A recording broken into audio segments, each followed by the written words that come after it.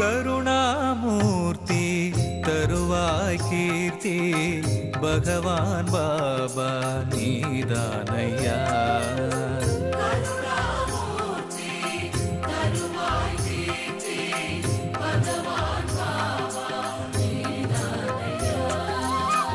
அருள் மாமலையே அழியா புகழே உனையன்றி வேறு கதியேதையா.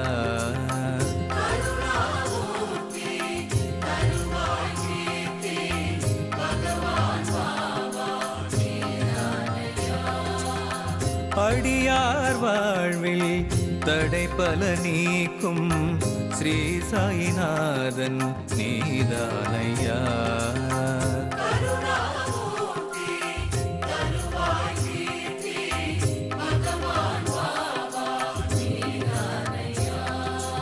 உனையே நாடி உன் புகழ் பாடி வருவோம் நாங்கள் கண் பாராய்.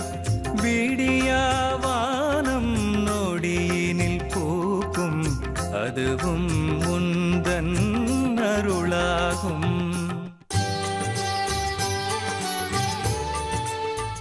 ஜீ தமிழ் தொலைக்காட்சி நேயர்கள் அனைவருக்கும் என்னுடைய பணிவான அன்பு கலந்த காலை வணக்கங்கள்.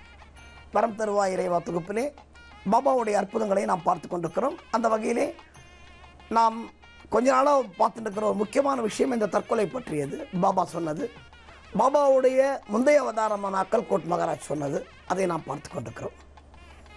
இப்போது இந்த கோபால் நாராயண் அம்பேத்கர் அந்த புக்கை படிச்சுட்டு இருக்கான்னு சொன்னேன். அக்கல்கோட் மகாராஜோட வரலாற்று புத்தகத்தை அவன் படிக்கிறான். யார் இந்த சகுன் கொடுத்து படிக்கிறான்.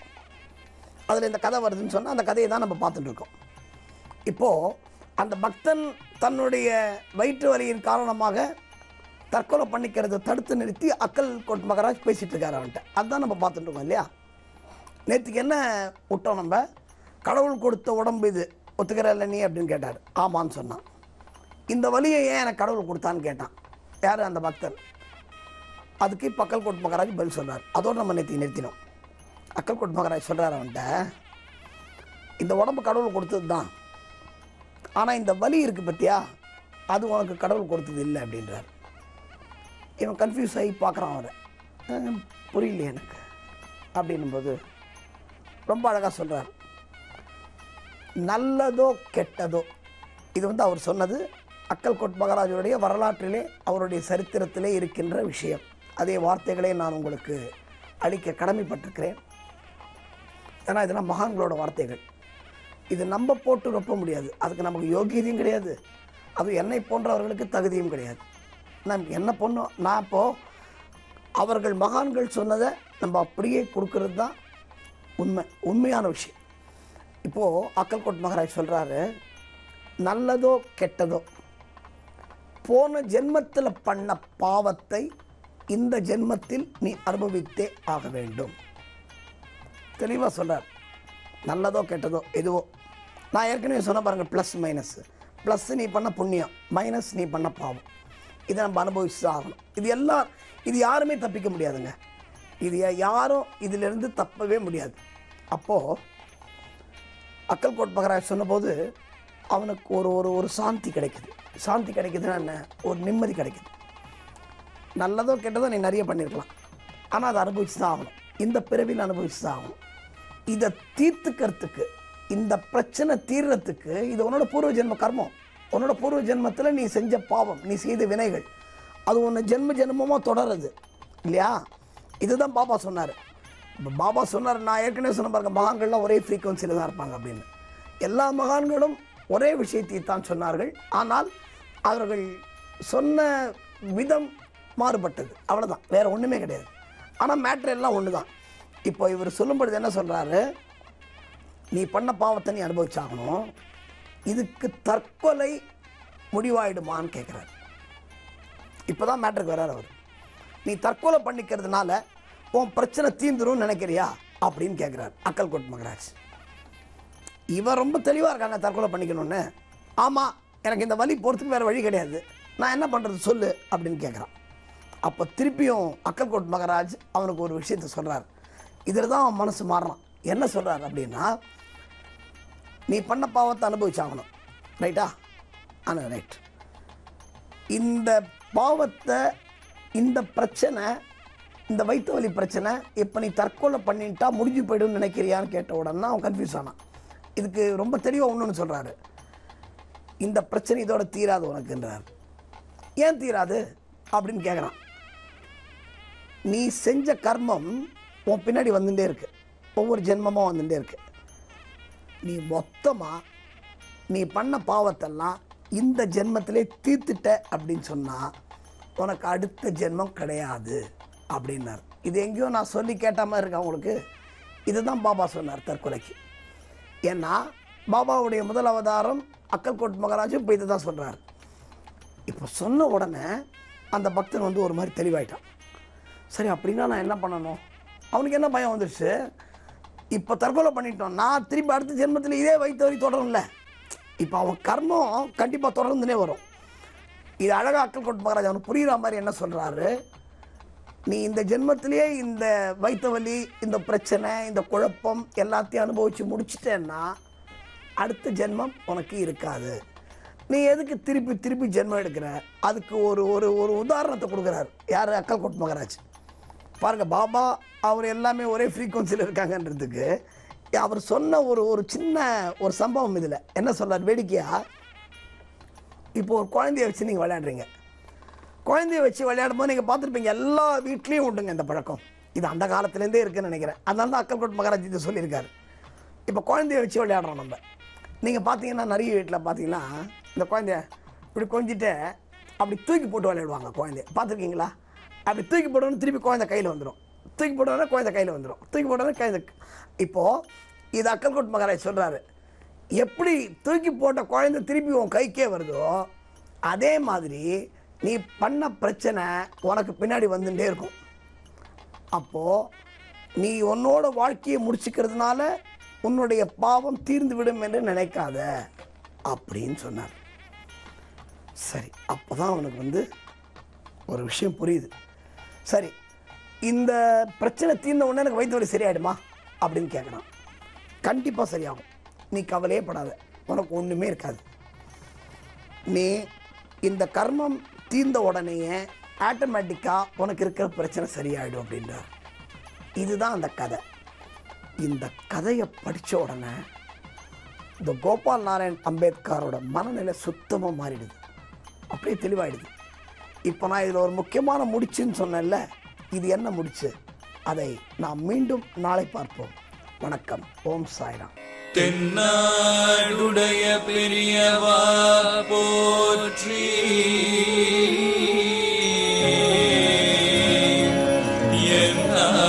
எந்நாட்டவர்க்கும் இறைவா போற்றி,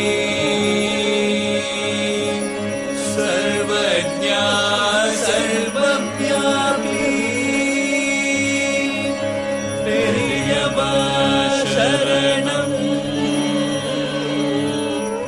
மாயப்பிறப்பருக்கும் மகா பெரியவா அடி போற்றி,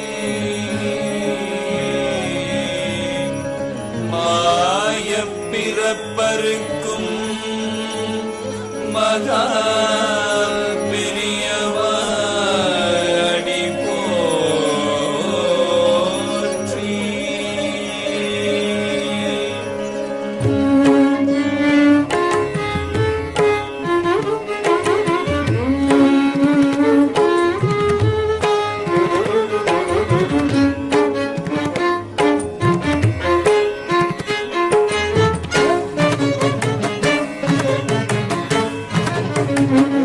பார்த்துக்கிட்டே இருக்க தோணுது, பெரிய மாலை பார்த்துக்கிட்டே இருக்க தோணுது, பார்த்துக்கிட்டே இருக்க தோணுது, பெரிய மாலை பார்த்துக்கிட்டே இருக்க தோணுது, பார்த்துக்கிட்டே இருக்க தோணுது, பெரிய மாலை பிரிந்து வர மனமும் மறுக்குது, பார்த்துக்கிட்டே இருக்க தோணுது, பெரிய வாழை பார்த்துக்கிட்டே இருக்க தோணுது.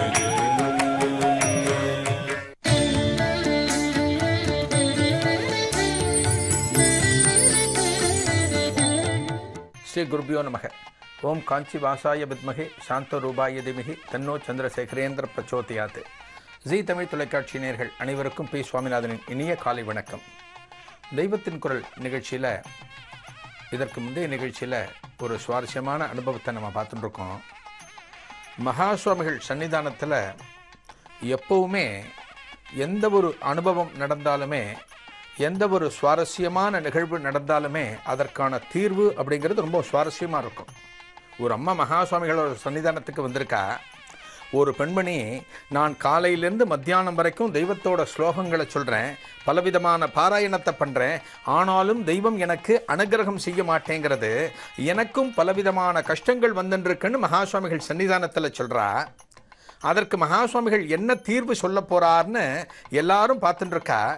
இப்போ ஒரு காய்கறி நறுக்கணும் அப்படின்னா அருவாமனை கிட்ட நம்ம போக வேண்டியிருக்கு. மகா சுவாமிகள் சொன்னார், நம்ம சமைக்கணும் அப்படின்னா ஒரு அடுப்புக்கு கிட்ட நாம் போக வேண்டியிருக்கு அப்படின்னு மகா சுவாமிகள் சொன்னார்.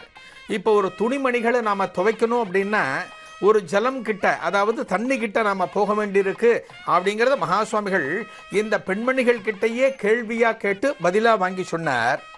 அடுத்து மகா சுவாமிகள் சொல்கிறார், எந்த ஒரு செயலுக்கும் அதை சார்ந்து எது இருக்கோ அதுக்கிட்ட நாம் போக வேண்டியிருக்கு. அது கிட்டக்க நாம் போனால் தான் அந்த காரியம் பூர்த்தியாகும், அந்த காரியம் சுபமாக முடியும். அதே போல் ஒரு இறைவனை துதித்து தெய்வ ஸ்லோகங்களை நீங்கள் சொல்கிறீள், ஒரு பக்தி பாடல்களை பாடுறீள், அந்த தெய்வத்தோடு ஒன்றணும்னு நினச்சி நீங்கள் சொல்லும்போது உங்கள் மனம் இருக்கே, உங்களோட மனசு, இந்த மனசு தெய்வத்துக்கிட்ட போகணும். ஒரு தெய்வத்துக்கிட்ட போய் இந்த மனசு தெய்வத்தோட ஒன்றி நீங்கள் சொல்லக்கூடிய ஸ்லோகங்கள் அமைந்தால் தெய்வத்தோட அனுகிரகம் உங்களுக்கு தானாக கிடைக்கும். ஆனால் இந்த ஸ்லோகங்கள் சொல்லும்போது பலவிதமான காரியங்களை நீங்கள் பண்ணுறதா சொல்கிறீள். ஸ்லோகம் மட்டுக்கும் நான் ஸ்லோகம் பண்ணிட்டு இருக்கேன், தெய்வத்தை துதித்து ஸ்லோகம் சொல்லிட்டு இருக்கேன், ஆனால் அந்த சமயத்தில் நான் வேற ஒரு வேலையையும் நான் செஞ்சுட்டு இருக்கேன்னு நீங்கள் சொல்கிறீள். உங்களால், உங்கள் மனதால் தெய்வத்தோடு ஒன்ற முடியல. அப்படி ஒன்றி சொல்லப்படும் ஸ்லோகத்துக்கு நிச்சயமாக பலன் இருக்கும். இனிமே ஸ்லோகம் சொல்கிறேன்னா உங்களோட மனசு வேற எங்கேயும் அலைபாயக்கூடாது. உங்கள் இல்லத்திலேயே வேறு எந்த விதமான செயல்களையும் மனசு இறங்கக்கூடாது, தெய்வத்துக்கிட்ட மட்டும்தான் இருக்கணும்னு மகா சுவாமிகள் அன்றைய தினம் அந்த இடத்துல சொன்னார். எப்பேற்பட்ட ஒரு சிந்தனை, எப்பேற்பட்ட ஒரு நல்ல விதமான ஒரு அறிவுரையை இத்தனை பெண்களுக்கு மத்தியில் மகா சுவாமிகள் சொல்கிறார்னு நாம் நினச்சி பார்க்கணும். ஒரு ஸ்லோகம் சொல்ல போகிறோம் அப்படின்னா தெய்வத்தோடு நாம் ஒன்றி சொல்லணும். அப்படி சொன்னால்தான் நமக்கு பலன் கிடைக்கும். எந்த ஒரு காரியத்தை நாம் இன்றைக்கி பண்ணினாலும் அதில் பரிபூர்ணமாக நம்ம இறங்கி செய்யணும். ஆனால் கோவிலுக்கு போகும்போது மட்டுமே, அந்த தெய்வத்தோட கருவறைக்கு முன்னால் நிற்கக்கூடிய நிமிடங்களில் மட்டுமே நமது மனம் பலவிதமான சிந்தனைகளுக்கு ஆட்படுறது.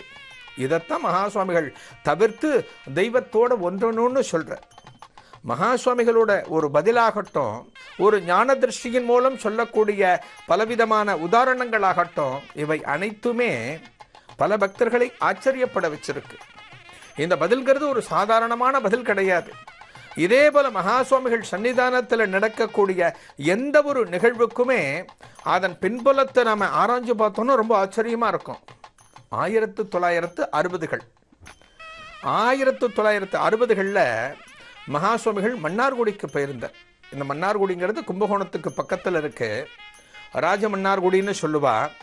அங்கே இருக்கக்கூடிய ராஜகோபால சுவாமி ரொம்ப விமர்சையான பெருமாள்வர். அந்த இடத்துக்கு மகா சுவாமிகள் ஒரு யாத்திரை போனார். அங்கே ஒரு முகாம் தங்கியிருந்தார்.